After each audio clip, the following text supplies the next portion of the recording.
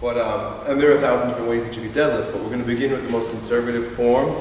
And the reason why I begin with such a conservative form on the deadlift is not because of safety. It's because if you're actually going to ever become a super strong badass, it had better be structurally sound. And the deadlift does not allow room for error. If you're screwed up in any way, shape, or form, it's going to show up. I use that term conservatively because I'm not against fucking yourself up. I'm not against breaking your back. I'm not against busting your ass. But I'm against not becoming the strongest version of yourself because of stupid mishaps, things that you didn't understand, ignorance. I think the coolest thing for us to do would be to watch how I coach the deadlift from the ground up, especially with someone who's never deadlifted before. Yeah? So I'm looking for different muscular imbalances that might be present because the deadlift exposes so much. That will also allow me to decide how I want to further design the program. You see, if I discover that, man, your glutes are weak and they're not firing and that's why your deadlift suffers, well then I know that I need exercises that isolate the glutes.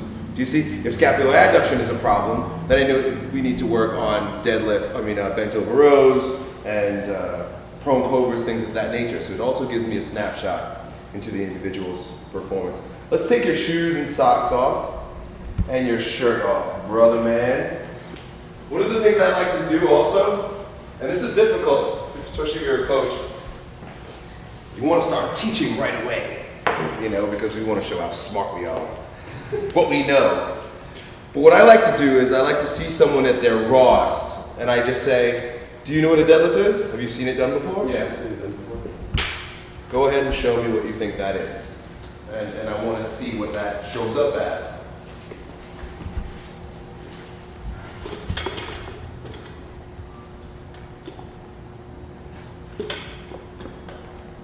It's pretty light, right? It should be, so just do about maybe 5 reps.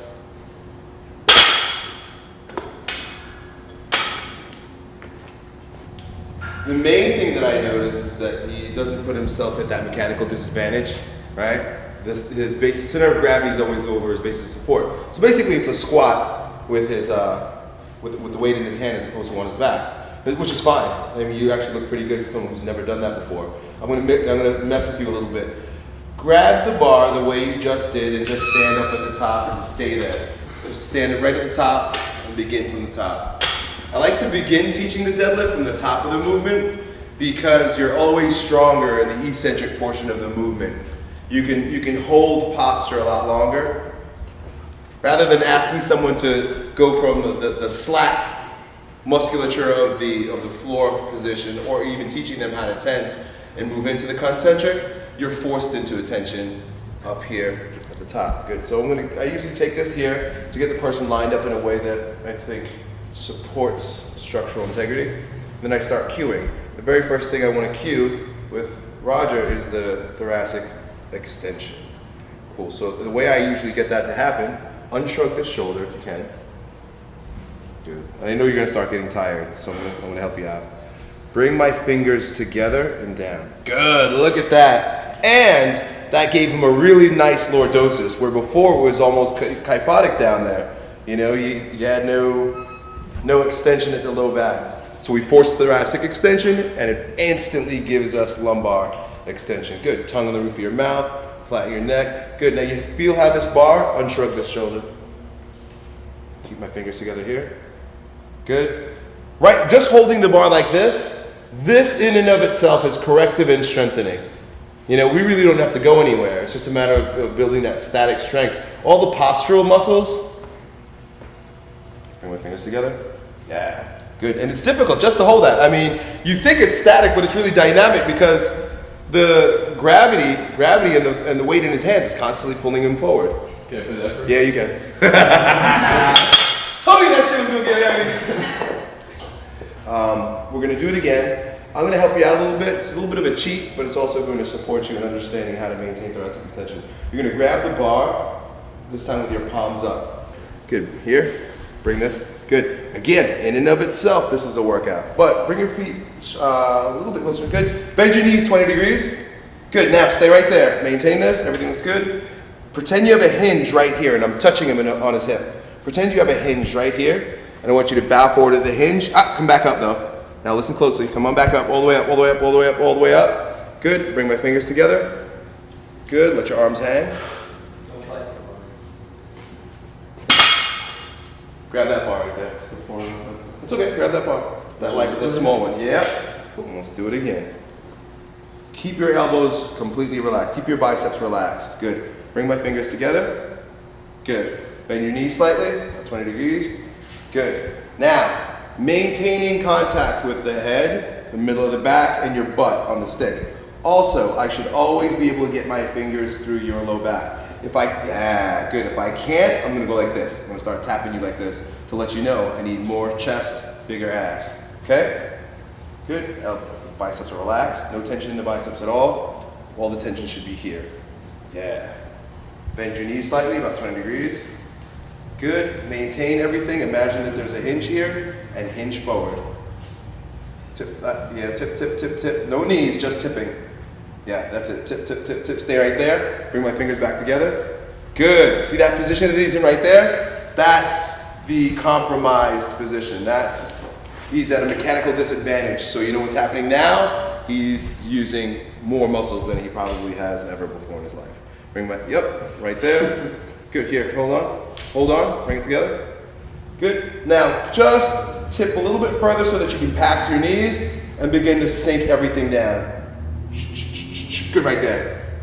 Good. Doing the deadlift from this way, your strength will increase a lot faster, but you start with what seems to be slower. So it's like, boy, we're going really light, but understand you're training your nervous system. So once you build that motor engram, then your muscular system just jumps right in. And now you start building piles of strength and muscle. But if you start trying to stimulate the muscular system in absence of a strong motor engram, then you're gonna hit a plateau that much quicker. Does this make sense?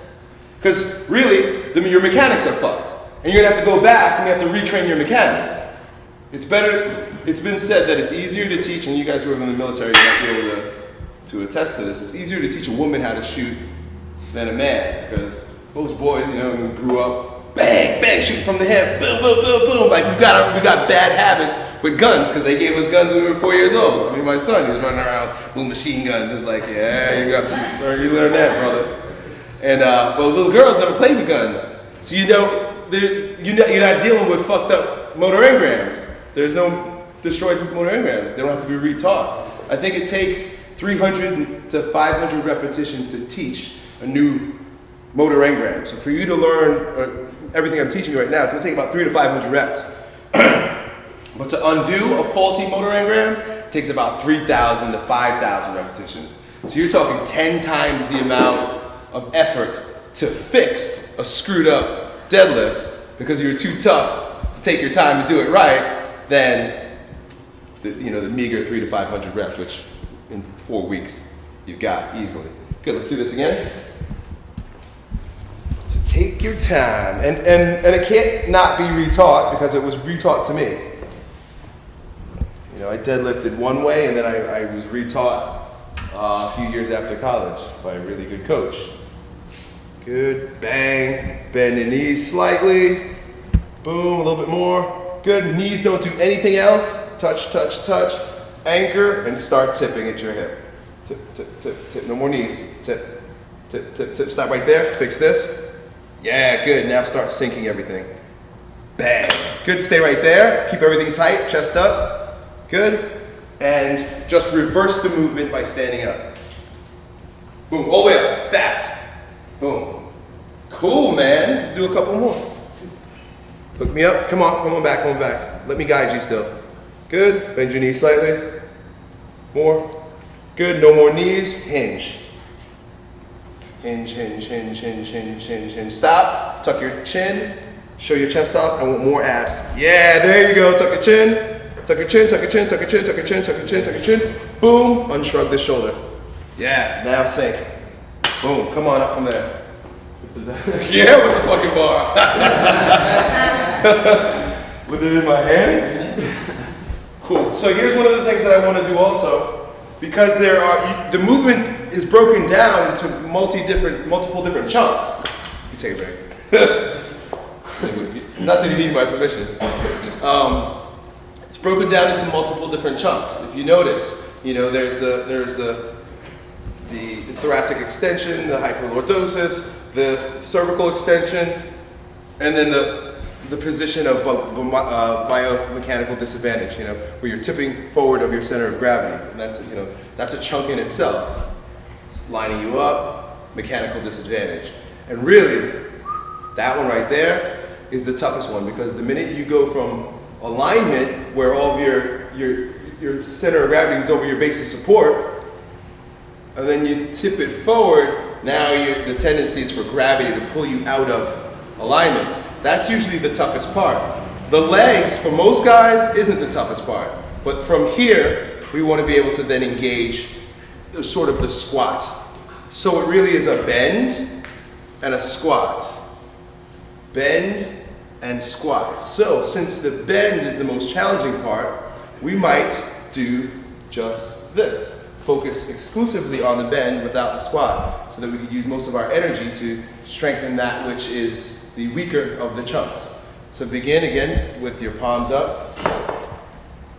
Does anybody know why I have them do with the palms up? Keep his chest up. Right.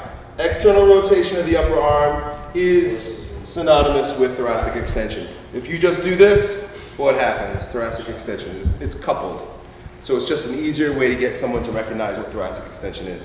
Cool, grab it. Later on, we can bring it back once that pattern is understood. Yeah. You get to deactivate your lats a little bit better. Cool. So here's what we're going to do. Bend your knee slightly. Good. Tuck your chin.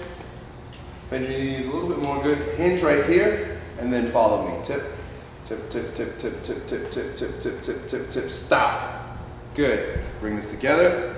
Now I want you to do a bent over row, which means maintain this position and pull that bar into your belly. Boom. And down. Good. Slowly. Hold it and then down. Hold it for a second at the top. Even longer. Now go. Good. Good. So you notice what's happening. We're strengthening a lot of the muscles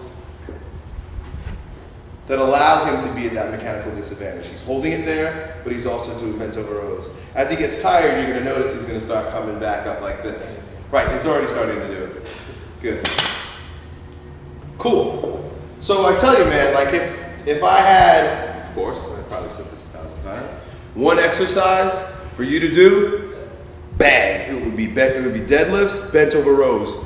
You would tighten up in so many different ways. I mean, the entire posterior chain, but also the front part of your body will grow because they all act as stabilizers. Do you understand? Cool. Love the deadlift. That was pretty good, man.